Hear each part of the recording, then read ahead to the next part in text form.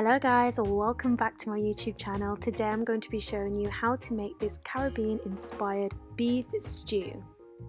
You definitely do not want to miss out on this recipe. So first, for the marinade, I'm using 1 onion, I've got 20 grams of parsley, 1 red bell pepper for sweetness, I've got 5 garlic cloves, I've got 5 centimeters of ginger peeled and grated, some lemon juice, and some fresh thyme, 4 sprigs of fresh thyme. By removing the stems of the thyme, it's a lot more pleasant to eat, so if you have the time to do that, please do that. So I've ground this all up to produce my marinade, and then I add in my boneless beef. You can substitute this for another meat if you prefer, but I feel like beef really goes with this one. I'm adding in salt to taste, and you can leave this to marinate for as long as you want. I recommend anything between 2 to 3 hours. Then add some oil to your Dutch pot. Make sure it's on a medium heat and add in the beef, and you want to cook this for about 10 minutes just with the marinade so that it really locks in those flavors.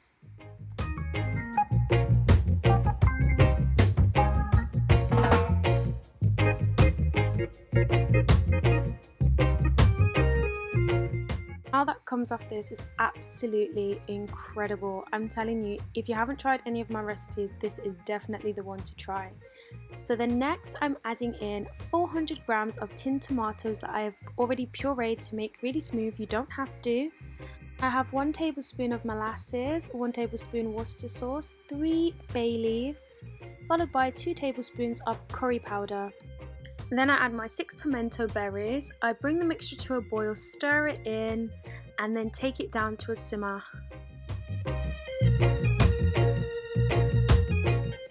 I have 1 pint of stock here, so I added 1 stock cube with 1 pint of water, and tops the mixture up with some additional water. Let the beef cook for 2 hours and 20 minutes, so your cooking time total so far should be 2.5 hours.